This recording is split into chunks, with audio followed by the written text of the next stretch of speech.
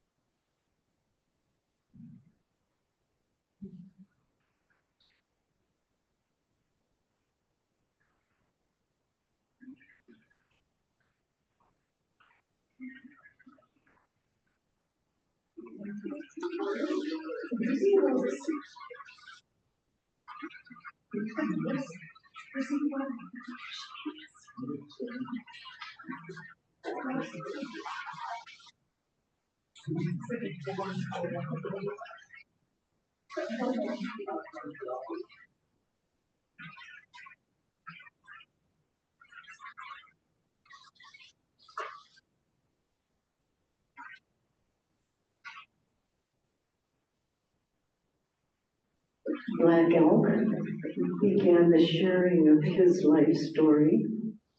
I say, my friend, I'm going to tell you the story of my life as you wish. And if it were only the story of my life, I think I would not tell it. For what is one person that he should make much of his winters, even when they bend him like a heavy snow? So many other people have lived and shall live that story, to be grass upon the hills. It is the story of all life that is holy and is good to tell. And of us two-leggeds sharing in it with the four-leggeds and the wings of the air and all green things. For these are children of one mother, and their father is one spirit. So I know that it is a good thing I'm going to do. And because no good thing can be done by one person alone, I will first make an offering and send a voice to the spirit of the world, that it may help me to be true.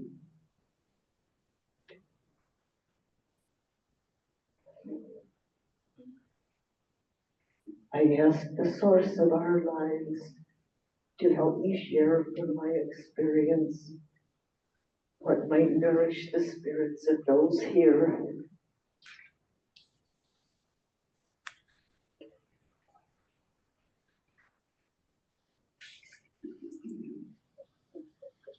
Thank you for coming to hear me. I know that every person here has a very interesting life story too, and an interesting journey. I appreciate that you've come to hear mine. I want to start by telling you the landscape of my life, the things that were always present behind me. I grew up in Western Michigan, inland from Muskegon, north of Grand Rapids. And my earliest memories are really of the beach, Lake Michigan, and as a child, feeling the joy, just joy of being at the beach and feeling the sand on my feet and the sun and the wind on my skin and jumping in the waves and hearing the waves. I love this. It was the background of my my beginning. And then my parents moved inland into the Manistee National Forest. And they bought a little cottage on the lake. And I didn't get so much of the beach anymore, but I got the woods and the lake. Here's one of the first experiences. No, it's not the earliest, but one night when I was a teenager, I was up there at the cabin, and my dad, I don't remember who else, my dad woke me up in the middle of the night. He said, come on, come on. And he dragged me out of bed, still in my nightgown. He dragged me down to the lake. And we got into the canoe, and we went out to the center of the lake, and we just sat there. And the Milky Way was everywhere.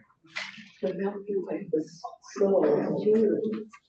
We just sat in the canoe, and that was Michigan, and the backdrop of my life, the feeling of awe, that there's power bigger than ourselves. I always sensed that.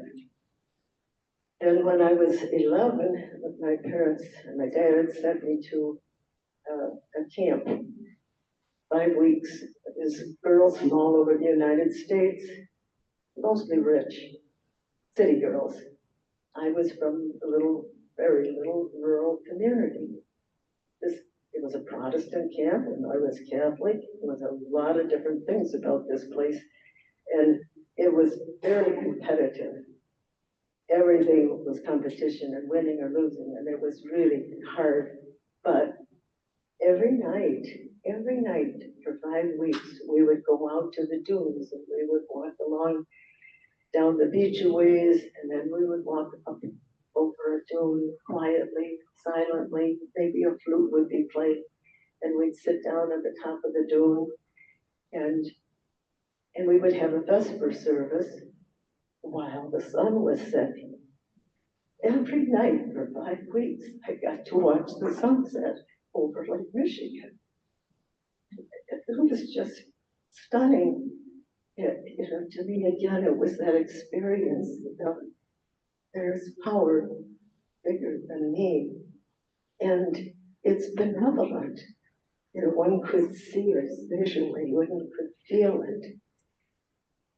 The dramas going on in our little lives were another thing. But behind it all is this great power and beauty. Another small thing that happened at that camp, Minnewanka, it was called, there was a Quaker woman there. I don't know how she got there. This very competitive, pushy camp. She stood out in great contrast. Louise Griffith was her name, from Ohio. And she was just so cheerful and calm and peaceful and always smiling. And I just noticed her. And it really mattered later in my life. Another part of the backdrop of my life was Catholicism. My family was Catholic. And eventually I managed to get out of that denomination into the freedom of Protestantism. But I'm far enough from it now that I can look back and say, I'm really glad I had that experience. There were really wonderful things about it. If you've been in a Catholic church ever, you know this feeling of reverence that they have. When they walk in, first thing they do before they sit down is to get down on their knees, right? They kneel, and then they sit down. And then the whole service is full of this getting down on your knees and standing up and listening. And then there's this great moment when the priest takes bread and, using the words of Jesus, says, this is my body, this is my blood. And Catholics really believe that this is happening. And again, we get down on our knees, we beat our breasts, the bells ring. It's very awesome, and it's very beautiful. And then at the end of Mass, they put the leftover bread in this little tabernacle, and the feeling is that God is present there. Jesus really is there. So anytime they go into a Catholic church, they get down on their knees again before they get in their pew, and you feel like you're in the presence of God. And this was just really powerful to me. It was very beautiful. However, the downside of that as a child was the emphasis on the death of Jesus and the suffering. And I feel like this is really inappropriate for children. It's really wrong, and it taught me all kinds of wrong things. But, we would do these things they call the Stations of the Cross, where the pictures of the whole suffering and death are around the room, and one by one you go to each one, and you're a child, and you hear about Jesus being whipped, the whole thing, and then you get down on your knees and you think about it, and then you go, now they're putting the crown of thorns on, and they're pounding it into his head, and you go on, and you think about this, and for children, it's a very perplexing thing. I think it's perplexing for adults, really, but and you know too, when you go into a Catholic church, they don't have a cross over the altar; they have a crucifix. The emphasis on suffering was very, very harmful to me.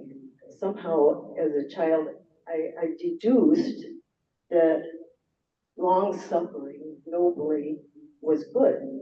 That you show God, you love God by suffering silently, bravely. In other words, you don't solve your problems, you just suffer with them. And then, of course, to be a saint, to be called a saintly person, you had to do great suffering too, some kind of torture or something. So this is the backdrop of my life.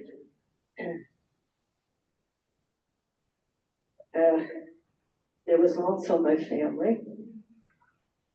Both of my parents, in different ways, were concerned about what would people think for different reasons. My dad was very short, and he wanted to be seen. As he gained money, he would buy Cadillacs and Corvettes and things, and when his Cadillacs got old, he tried to give them to me. And I said, I can't go up to Quaker meeting in a Cadillac. I just couldn't picture it. And he couldn't understand it. To him, this was a great accomplishment to be able to drive a Cadillac. And my mother was kind of the opposite. She was afraid of making mistakes. And so she was concerned about what would people think in a negative way. She was afraid her father, my grandfather, who was a very, very good man, he was a follower of Jesus, and he lived like Jesus. He was a state senator for 10 years while she was a teenager. And so everywhere she went, people were watching her. As the daughter of the senator, she had to don't make any mistakes. So this is part of the backdrop of my life too. Both of my parents concerned about how they looked publicly, exteriorly. I thought about the subject of suffering a lot in my life. And eventually I wrote my little book on pain, the challenge and the gift. It really was my thoughts about why do we have to suffer? Been a big question to me. In one of the chapters I talk about the cup of blessings, that the suffering in our lives, especially as children, forms a kind of cup. It's an empty cup. And it has a particular shape. And then we go through our lives trying to heal whatever problems we had as a child. And to find the healing for it and to fill the cup, and that will be the blessings of our lives. And when you mentioned that, I put some of my books in the bookstore here, and all of the proceeds, if you want to buy them, will go to the yearly meeting. So, one other thing, there was a poet, Wendell Berry. He said in one of his poems, "The river's injury is its shape." And that kind of goes with my thought about the cup of blessings, that the hurts and problems of our lives also shape the blessings and the course of our lives. The first formation of the bowl that I experienced was when I was an infant. In the very beginning, my father told me this story several times. He was in the Air Force and they were driving down to Georgia. And I was an infant there and I was crying all the time. And Dad kept saying to Mom, "Feed the kid, she's hungry." And my mom would say, "I can't. The book says she can only eat, every 3 or 4 hours," whatever it was. And I think that is a terrible way for anybody to begin life. Maybe many of you didn't even know it. It was the rule back then. But what an infant learns from that is that calling out for what I want, what I feel I need, for an infant, hunger would be like a life-threatening feeling. They don't understand if you say, "Wait another hour." They want to be fed now. Hunger feels threatening. They call out for what they need, and it does not come. What do they conclude? That life isn't safe, that to get what I need is, you don't get what you need by asking for it. There must be some way to do it. So I think I learned from that to pay attention outside of myself to the big people. I was a good girl and, a people pleaser, because that seemed the way to get what you need. That was part of the formation of my cup that I had to heal. So when I was a teenager, I was very confused. In the summer, I went to this camp, high-powered camp with rich girls in the city. In the winter, I was in this little bitty farming community. There were 44 kids in my graduating class, very small. And I didn't feel like I fit in either place anymore. But I felt very confused about my identity, and I was always trying hard. I prayed very ardently to God the Father to just give me understanding of myself and peace with myself. I prayed and prayed to God the Father for that, because I was told that God the Father loves us. And it didn't come. It didn't come. This turmoil inside me continued. And my father, imperfect as he was still a very good man, and I knew he loved me.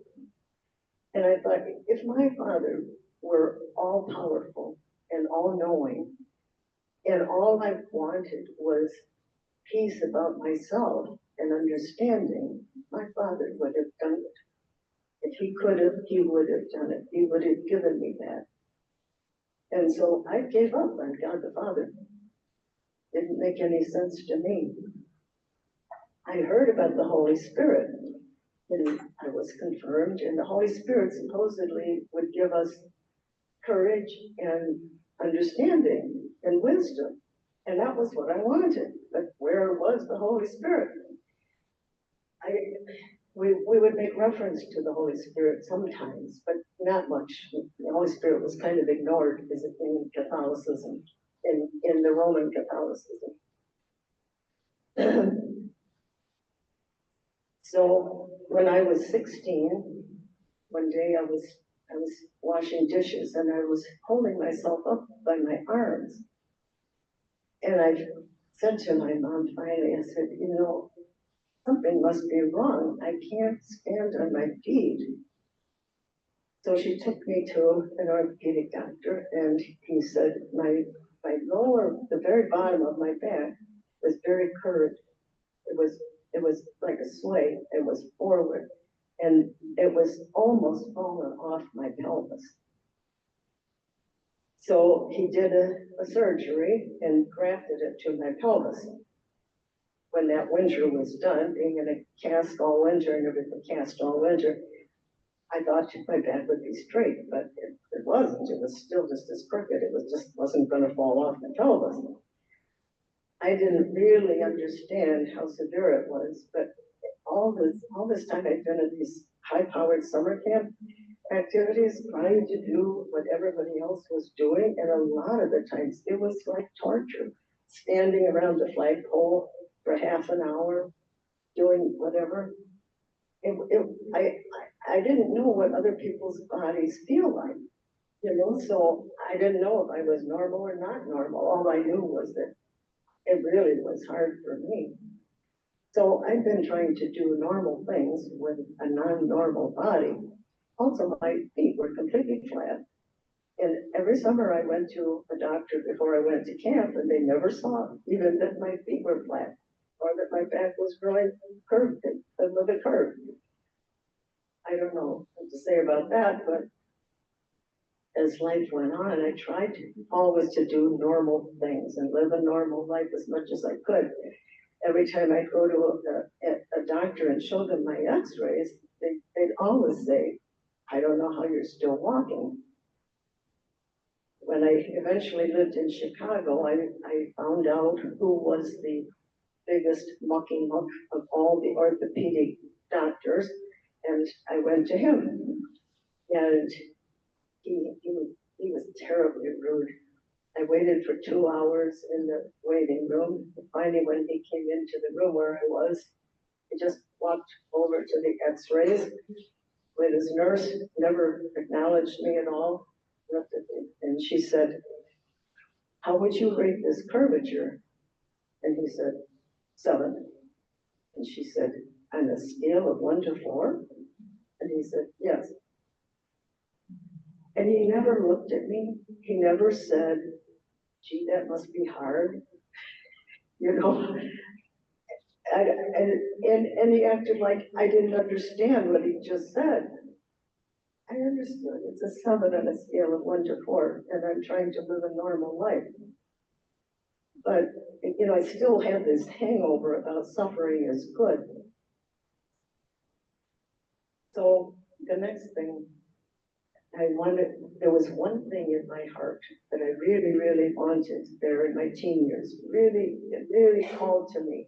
I wanted to go to the University of Michigan and study something deeply, you know, get a PhD in something or other. I loved to learn and I wanted to really study. So I asked my dad and he said, no, you'll just be a little fish in a big sea. And that was the end of it. I was so non-assertive, I never thought there was any other way to pursue that. So that was the end of the one dream that was inside of me. So then I didn't really want to feel attracted to get married and raise kids like most of the girls in my class at school. That was what they aspired to. I didn't want that. I wanted to do something to make a better world. So, and I wanted, back in those days, you know, if you didn't marry, you were called an old maid. My father used that term, old maid. I didn't want to be an old maid. So I went into the convent. I didn't really want to be a nun, but I didn't want to marry and I wanted to live a dedicated life. So I didn't like wearing the habit. I didn't like being separated from the world. What I wanted was to be part of the world. I chose a little Italian order of missionaries. I didn't want to be a missionary, but they lived a simple life. And I wanted to be like St. Francis, and they lived real simply. So once you're in the convent, it's pretty hard to get out because the thinking is you don't choose this, God chooses you.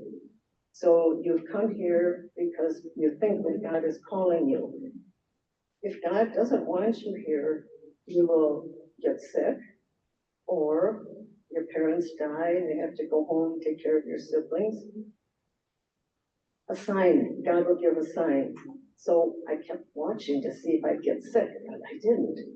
So I was kind of stuck, you know. You were allowed to consult. So I asked, can I go talk with Sister Angelica, a very, very holy sister? Sure. Mother Superior said, so I went and talked to her. Sister Angelica said, do you like to pray? I said, yes, I do. I'd love to pray. Do you want to spend your life serving God and helping other people? Yes, that's what I want to do. Well, then she said, I guess you're called to be a nun. Because in that world of thinking, lay people were called to populate the earth and carry on commerce. If you had any spiritual religious aspirations, you became a priest or a monk or a nun. So I went back and tried again, and after a while I saw another wise, holy person and asked if I could go talk with them, and they said yes. So I went, and they asked me the same questions, you know, do you like to pray? Yes, I do. I love to pray. Do you want to spend your life serving God and helping other people? Yes, that's exactly what I want to do. Then I guess you're called to be a nun. So I went back and I don't remember how many wise holy people I went to, but finally I went to a priest who had some experience with nuns, and he asked me one question. He said, are you happy? And I said, no. And he said, then you're not called to be a nun. And I was out of there. And I thought I was obeying the priest, but when I got home, my whole body lightened and my spirit lightened, you know. And then, you see, it was my first experience of the inner guide. The inner guide. I'd known all the time inside me, but nobody told me that being happy was a sign of doing what God wants you to do. I thought God wanted us to suffer. So happiness became a new guide for me.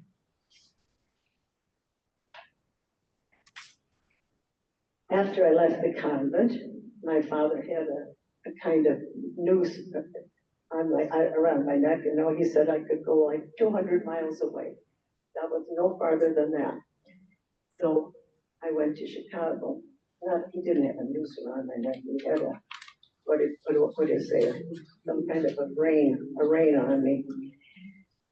I didn't want to go back where I'd been as a nun, so I went to Chicago and I went to Mundelein College, and then I graduated from DePaul. And skipping over many things. Skipping over many things. At the end of graduation, I had my first experience where I felt that nature betrayed me. Generally, I feel nature is trustworthy. What's natural is trustworthy. But I felt my hormones, and I was Catholic, you know, we were not supposed to use birth control. It was, I'm talking like 55 years ago or 60 years ago, or something like that. And, we had to get married if you were going to respond to your hormones. And at that point, a young man, Tom Dix, came into my life, and he really pursued me. I didn't feel he was quite what I was looking for, but so I'd break up with him, and then we'd be back together, and I'd break up with him, and we'd be back together, and just, it went on. Finally, my mother pushed me about it, and we got married. We married, and I had told him before that I didn't want children. And he said, well, we'll talk about it after we're married. So now we were married, and I said, we really need to talk about this. And he said, then I'm not sure what I believe theologically about birth control, because the Pope had said we weren't supposed to do that. And so now I was in the dilemma that I would have to make him do something against his conscience if we did that. So, well, in no time at all, I was pregnant. And I really thought my life had come to an end. I cried through the first half of my pregnancy and just cried and cried. This was the last thing I felt I wanted. But then, you know, when the baby started, when I started to feel the baby inside me, it was like an amazing thing. And I got used to it. I gave birth. And I'll tell you, it was like the Milky Way all over again. You know, to hold this little life in your arms that somehow you brought into the world is just unbelievable. It's awesome. There really aren't words for it. And one forgets the suffering so quickly. I said right away, I want a second one because I still felt that inside me, everything wanted to be out there doing something other than mothering. That wasn't what I wanted to do. If I have a second child, it will force me to be a mother. And so it did. I had a little boy, Tom, and then I had my little daughter, Anne Marie. And I put motherhood first. And I'm still always working with this back curvature, you know. I tried to do other things. I worked with the Scouts as the kids grew up and directed some summer camps and taught English as second language and things like that. So while I'm raising my children, I should mention too that just after we got married, it was discovered that my husband had Hodgkin's disease, cancer of the lymph system, and he'd had it before we were married, but nobody knew it. So all of our marriage years, he was trying to support the family, and he'd be getting treatments on and off, and it was always a presence in our life. I got my master's degree in religious studies with an emphasis on religious education. And I did a lot of searching and reading during those times.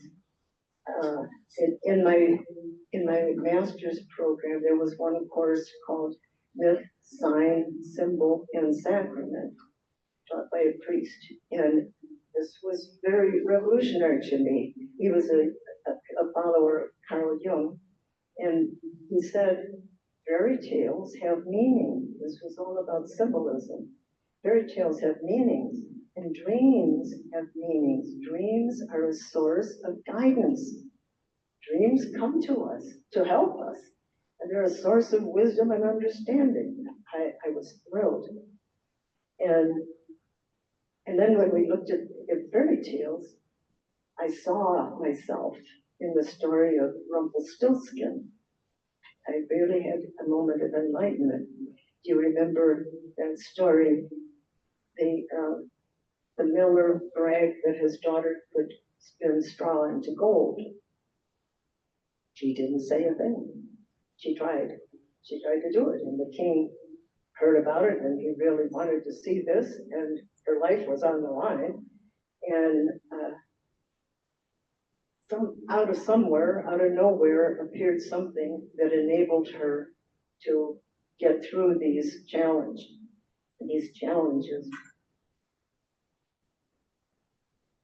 But in the end, the little man, the last thing he was going to claim was her firstborn child.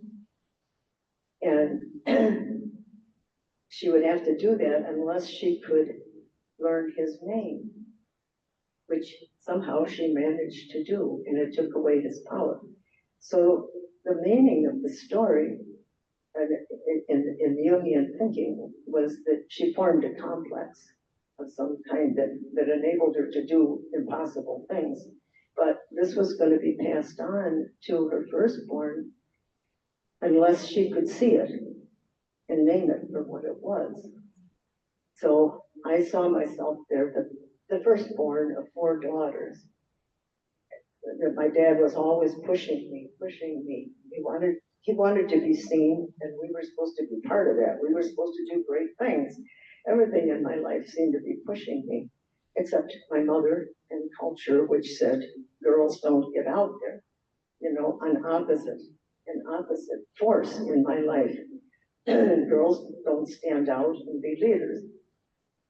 So I feel like that's part of the cause of my back curvature, being pushed forward and held back at the same time.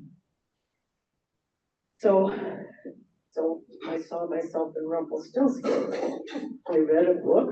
It wasn't a big bestseller or anything, but it was called The Truth, a Psychological Cure. And again, this was momentous to me, to think that saying the truth was enough. Saying the truth is solid. My dad had the spirit of a salesman, and he was always trying to think, how can I word this so that I will get the result that I want, so that the other person will do what I want them to do. He was always, forming his words carefully. And my mother formed her words carefully too, but it was more like, don't make a mistake. Don't do anything that would be embarrassing. So the whole notion that just saying the truth was right and powerful was a new idea to me.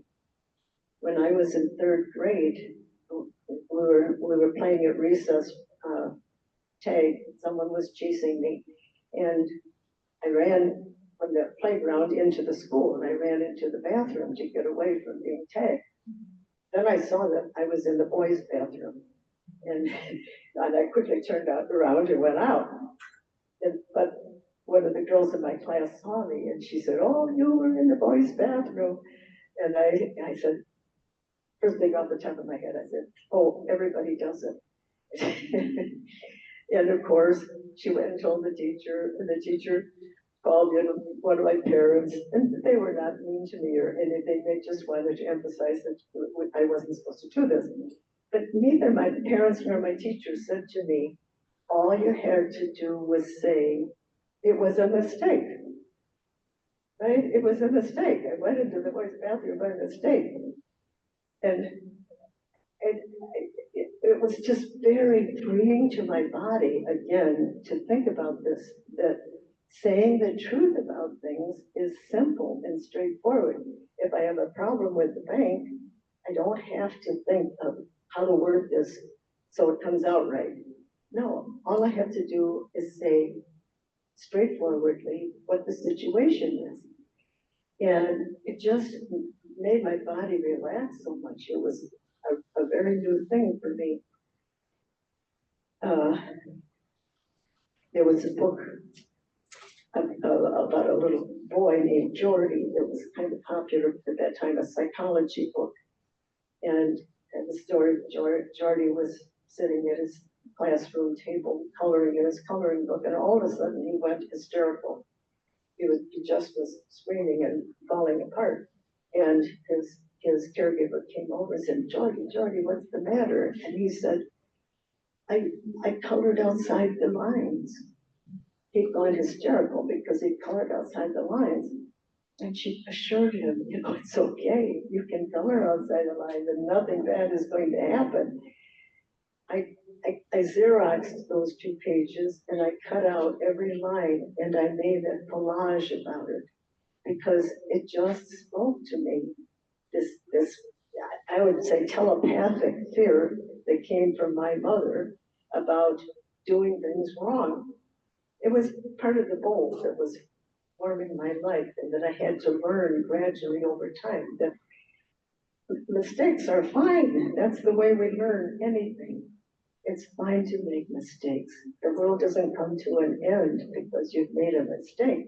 It's the way that every great athlete or musician or anything learns anything is by making a lot of mistakes.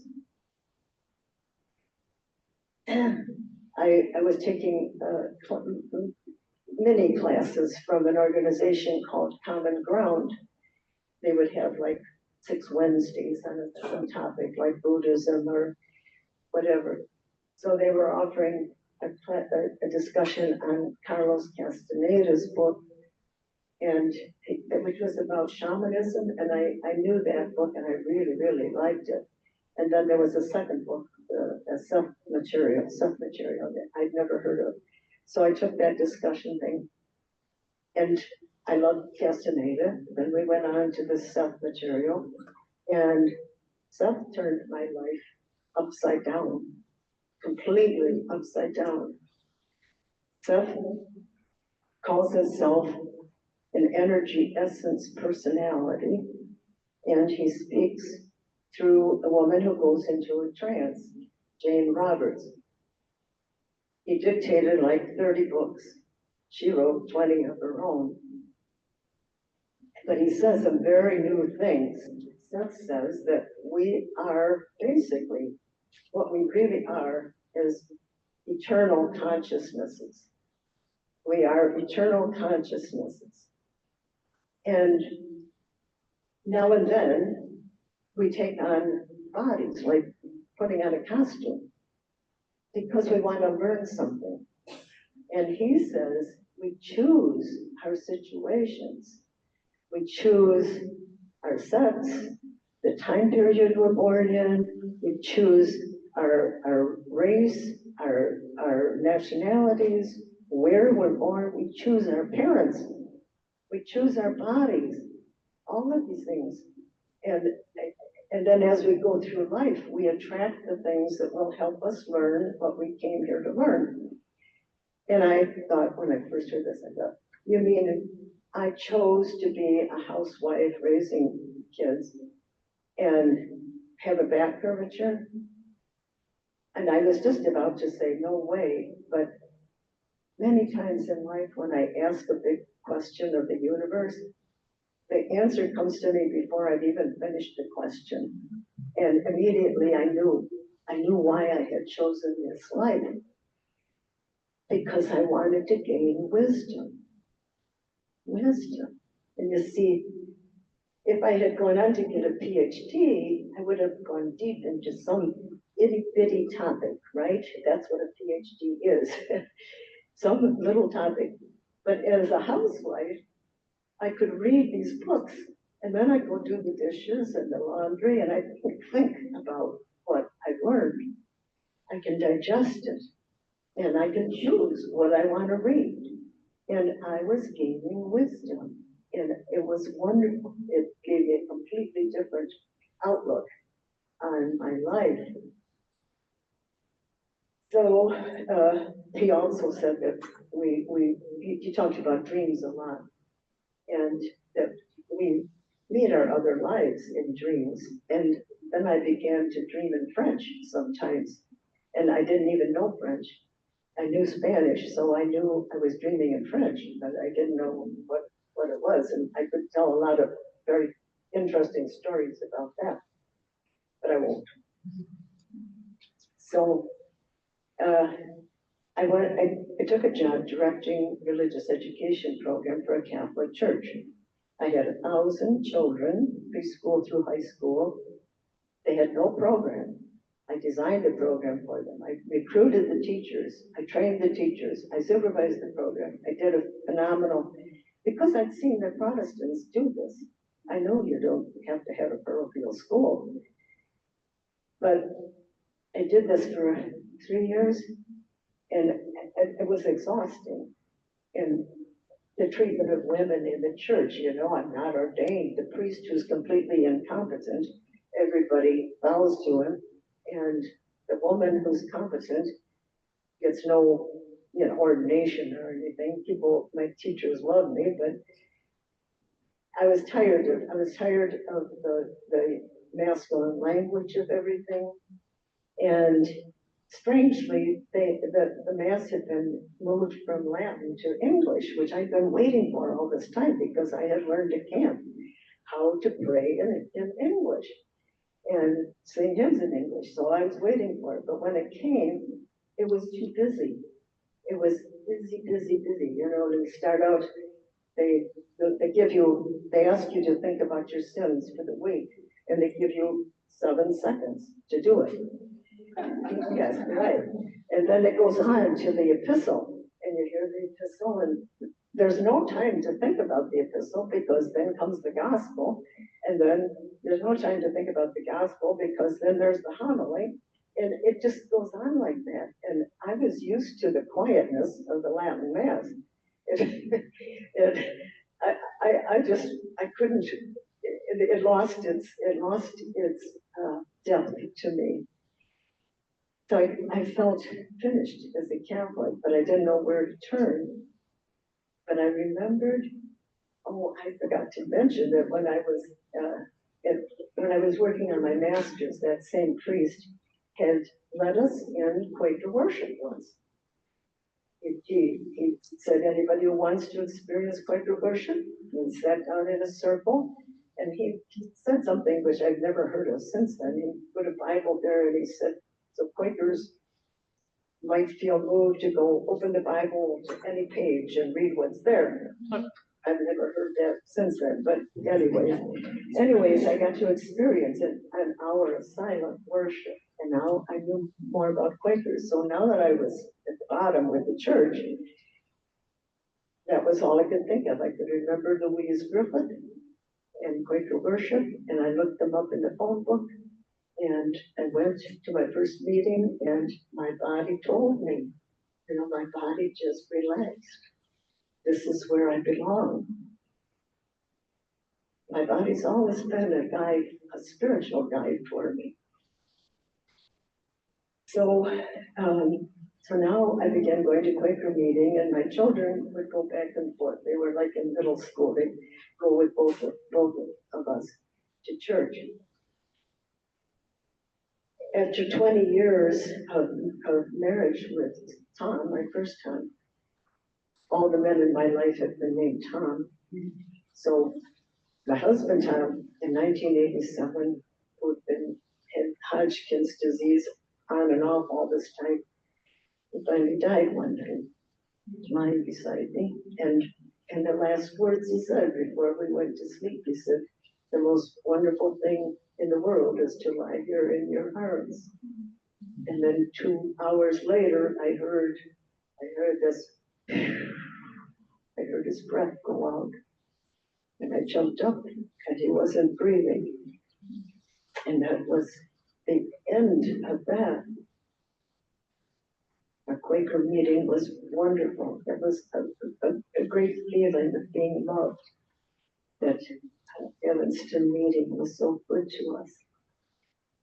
But he died on the first day of school in the fall.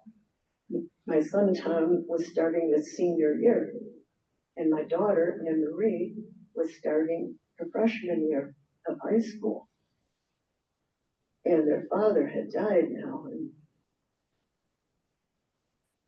the first big worry I had to face was about my son. He was very bright. How was I going to get him into college? I didn't know.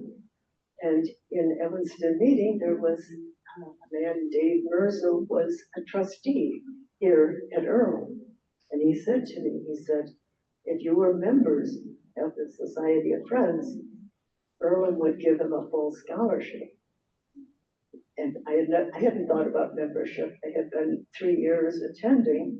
You know, nobody pushes you on that topic, but we became members. And Tom visited here at Earlham, and he loved it. And they did give him a free ride for 4 years. And he loved it. He loved it. He could be himself here. You know, this is the way that the students are. They can be very comfortable about themselves. And Marie was a music major, so it was much harder. She was an instrumental music major, and the Quaker colleges didn't have really good instrumental programs. So getting her through college was really difficult, and she did a lot of waitressing at the same time as being a full-time music major. I don't think she had joy in her college years, but she got her degree from IU in Bloomington. So after my husband died, my inspirations for my book on pain began to come. And I don't want to go into great length about it because I've got so many things I want to be sure to share. But I got a scholarship here at Earlham. Mary Garvin knew me from Evanston meeting, and she was on the scholarship committee. so I got a scholarship to come here and have the guidance of Tom Boland, and I got my book written and published. In the meantime, I met a second Tom, and he was a birthright Quaker, Tom Forsythe.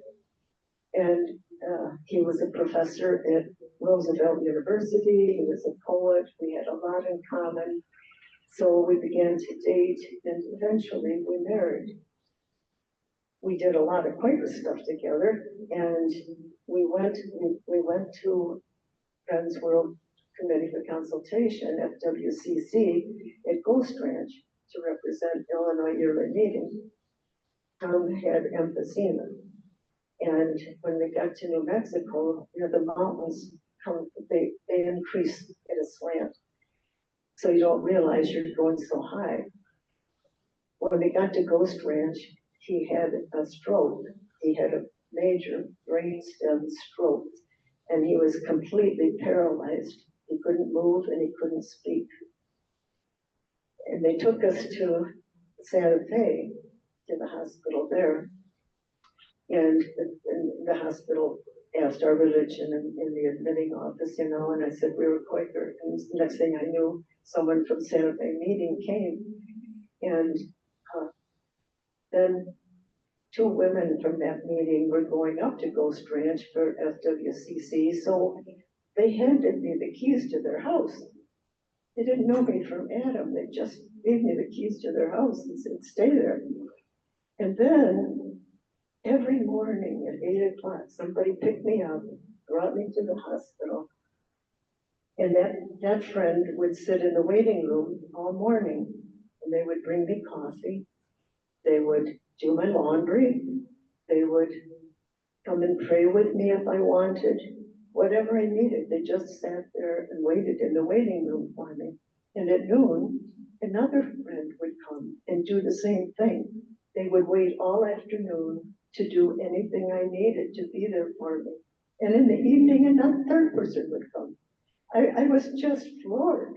They didn't know me or us from Adam. And I learned later that they were called a sanctuary meeting. At that time, this was like 1995 or something, there were people coming across the border. They were not coming 10,000 a day, but there were lots of people coming across the border still. And that meeting had set itself up for hospitality of the people coming across the border to help them. In a way, it was a kind of underground railroad. And so they were ready to help us. And it was very touching. And then the insurance company flew us very fast back to Chicago. And Tom was in the rehab institute there for a month.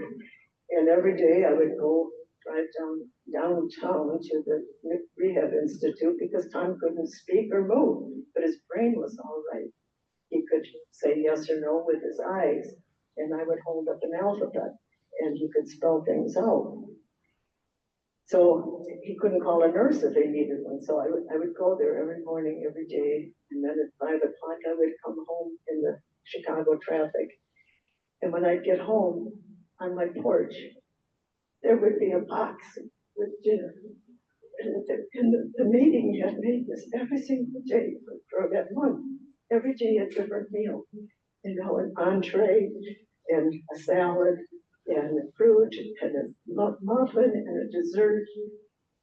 every day I did with meal, and I would cry. I would just cry sometimes because everything was so hard, and I just felt so loved. You know, it was just so beautiful. And Chicago friends in general were wonderful. They were such a big help. I took care of Tom at home for 9 months, and it just about killed me. It was bigger than me, and it was it was just, you know, here I am with this back curvature, still trying to do all these crazy things. I finally had to put him in a nursing home, and I put him near me so that I could go visit him every day. Usually people with brainstem strokes last about 2 weeks. Tom lived 2.5 years. Yes, he did. But one morning I came in and he was on a rotating bed and he'd fallen on his face, and he had returned to spirit. So once again, my life is changing directions, and I got it. I got a scholarship to go to Pendle Hill, our Quaker, I guess we call it a retreat center. It's really not a retreat center at all. The mission of Pendle Hill is stated as a learning center, and they try to be kind of everything to everybody. Some people come there thinking that they're going to have a retreat, but it's really a busy place. It's not. I know one friend who went there for retreat. She had to go off campus constantly to a Catholic place to get a retreat.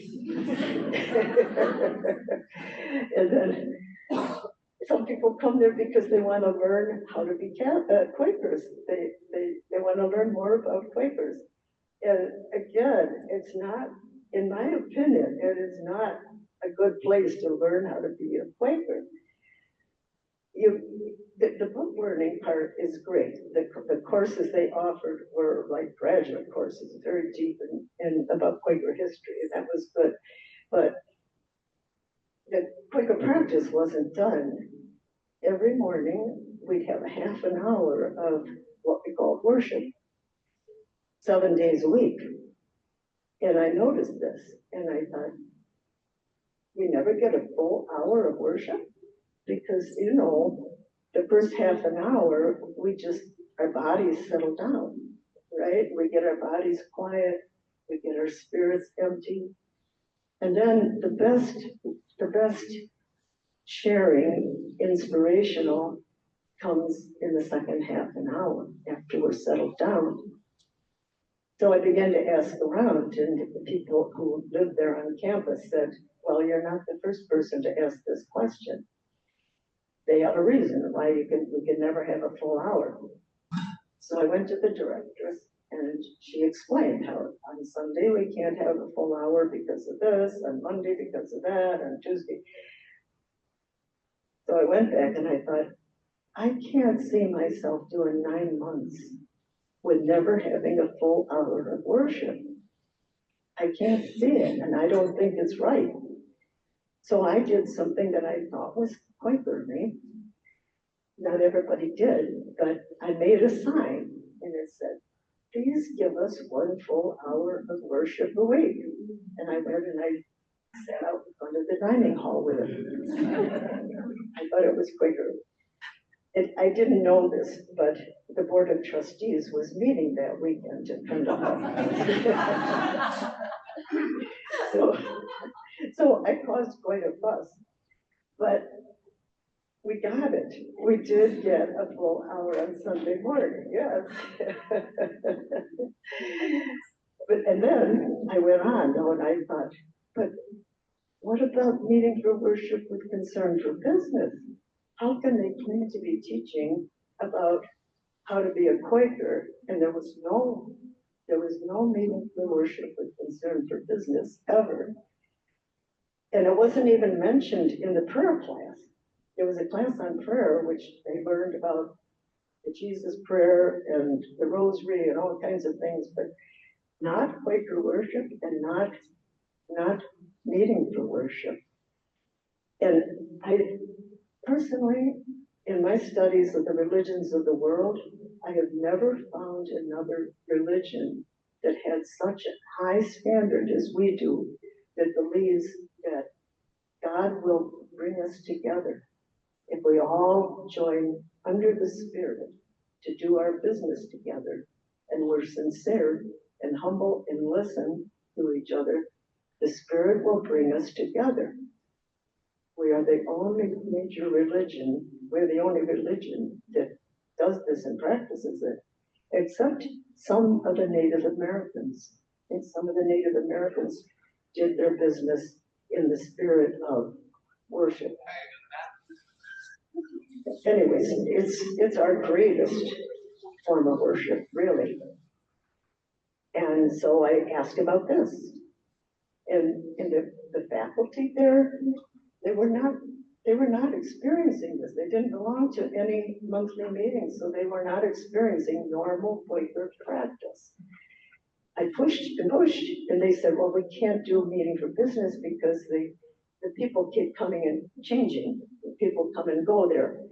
And we can't give major decisions about Pendle Hill to a community that's changing all the time. Okay, that makes sense, but we still got to have this practice. So I pushed, and we got it. I think 3 times while I was there, 3 months, we actually had meeting for worship with concern for business. They gave us little subjects of business that we could try to do together. I don't know if they still do that or not, but they should. It's time to be quicker. So after Pendle Hill, I came back and I needed to get a job of some kind. And this was always a problem for me, what to do with my back curvature, where standing on my feet is so hard. I got a certificate in client-centered counseling. It's kind of a weak training, but I could call myself a counselor. And so I got a job at Triton Community College. I was the one counselor for 2,000 adults at a time in the adult basic ed department. They were coming from other countries trying to learn English while they were raising families, or they were Americans who were trying to finish their high school diploma, GED, while they were trying to raise a family. Some of them were still trying to learn to read while they're trying to raise a family. And they were so touching. They were so touching. Every person who came through the door had a story that was mind-blowing, how they had survived things, how they were trying to survive things now. It just opened my heart, and I felt like I was traveling all over the world, sitting at my desk. I loved the work, but after 3 years of doing this, and there was a lot of going into the classrooms too, standing on my feet, walking around, it was exhausting. Finally, I was sitting at my desk in November one day, and I felt very low energy. And I remembered a word I read somewhere, enthusiasm.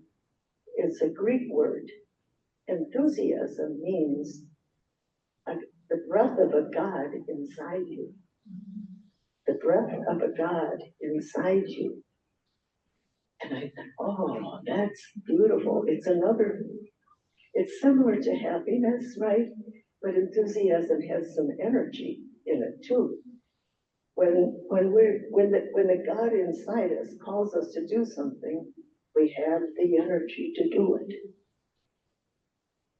I remember, well, even difficult things. I remember a poster.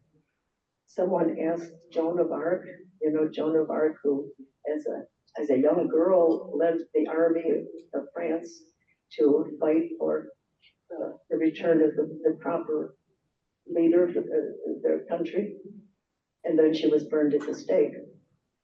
Someone asked Joan of Arc, "Are you afraid?" And she said, "No, I was born for this."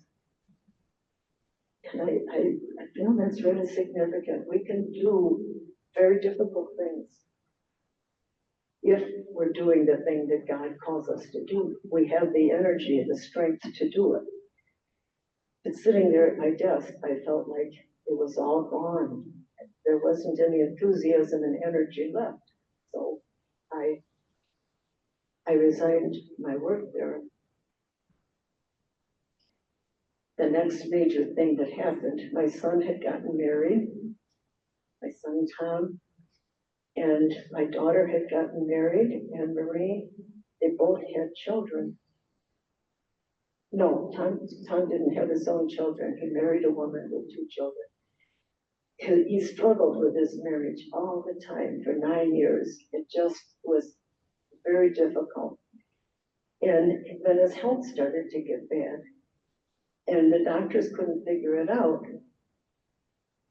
He came to live with me, and we pushed about the divorce, and we got the divorce, but it was really too late. And at that point, the doctors diagnosed it. He had melanoma, stage 4. By the time that they had diagnosed it, his inside was full of tumors. So I took care of him. And he told me, while he was with me, he told me a dream that he had. He also said he didn't believe that dreams had meaning. But here's the dream that he had. He dreamt that he and his buddy were walking through a museum at night, and there were children on the floor. And here, 1, 2 over there, and they were bruised. They were all beaten up. And he and his buddy went on, and they walked through a door, and somebody attacked his buddy. And Tom tried to get the attackers off his buddy, but he couldn't. And that was the end of the dream. And I thought, this is significant, but I couldn't quite grasp the thing at the time, and Tom didn't want to pursue it.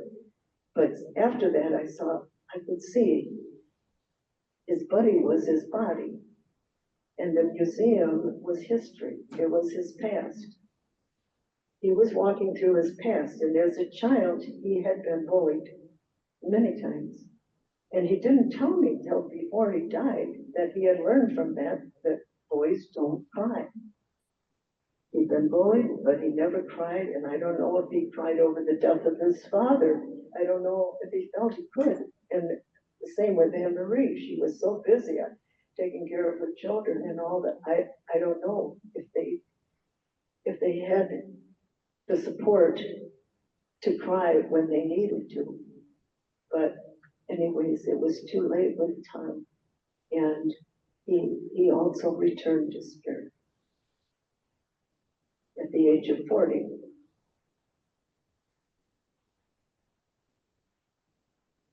It was the lowest I've ever gone, and emotionally, it really took everything out of me. And at that time, the meetings in the Chicago area were very silent. There wasn't much speaking out of the silence, and I just needed something more than that to keep my spirit up. I couldn't even manage an hour of silence, really. So I visited the Unitarians, and that was helpful. They were very liberal. Their language was non-sexist. They were very inspirational, and the preacher gave very good sermons, and the hymns were very uplifting and inspiring. So I asked for membership with the Unitarians. I still had my membership with my Oak Park Friends meeting, but it didn't occur to me that I should tell them all that I had dual membership. Never occurred to me. So I was a member of both churches, and I would go back and forth. And another thing that happened is that after Tom's death, I was going every month. There was an organization in Chicago, in Evanston, the International Association of Near-Death Experiences. A person would come who'd had an NDE. Their bodies had been declared dead after an accident or whatever, and they'd be dead for hours, maybe even a whole day, and then their spirit would come back to their body. And they would tell the story of what had happened to them in the meantime. And they were very similar, but they were each unique and interesting, very similar about what happens after death. And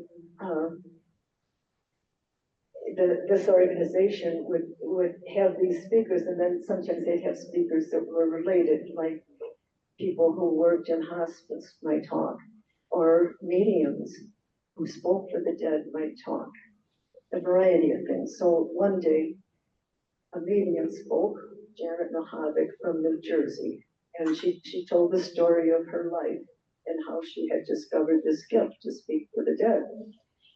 And when she was done with her story, she said, now I have a half an hour left, and I'm going to just be open to spirit. If there's someone in spirit who wants to communicate with someone here, I'm available. And right away, she never closed her eyes or anything. She said, there's a young man here. He passed fairly recently, about 40, and he put up a good fight. And someone here held his hand as he died. And there's 100 people here in the audience. And she says, anybody relate to that? I was the only person who raised my hand. I held my son's hand as he died. And then she said, hair. She pointed to her head. Something about hair. Do you have some of his hair? After he died, I cut a piece of his hair here, and I still have it on my dresser at home. She went on, she said, Catholicism? Is there a lot of Catholicism in your family? I said, yes. She said, well, there's a little woman here, an older woman with a rosary in her hand. And I said, well, that's his grandmother. She had just passed, and she said the rosary every day of her life. And Janet said, she just wants you to know that she's here with him. And then she went on and on. But the next thing she said was, writers? Are there writers in your family? And I said, yes, I'm a writer. And my son wrote journals. He had a lot of journals. And she said, well, there are some very important books beside your bed. And that's where his journals were. On the floor beside my bed, that's where his journals were. And I just really felt that my son was present there. And he was letting me know that he's okay. He's okay. I could tell many other stories about the dead, but I won't.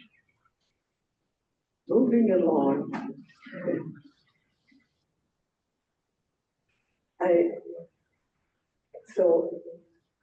And Marie had a full-time job, very demanding job, and her 2 little children.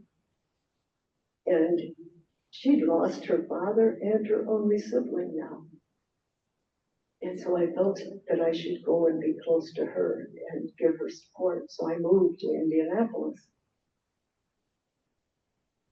It was a big loss for me because I had been very active in the Quaker community in Chicago and Illinois Unit Meeting. And I was getting older too here, years are passing and I'm not as strong as I used to be. But I moved here, and someone in Evanston meeting introduced me to Tom Roberts, who is a weighty friend in Western Yearly Meeting. And Tom Roberts took me to Fall Creek, and that's how I became involved with Fall Creek. Again, my body told me when I sat down in that meeting house, the meeting house is so beautiful.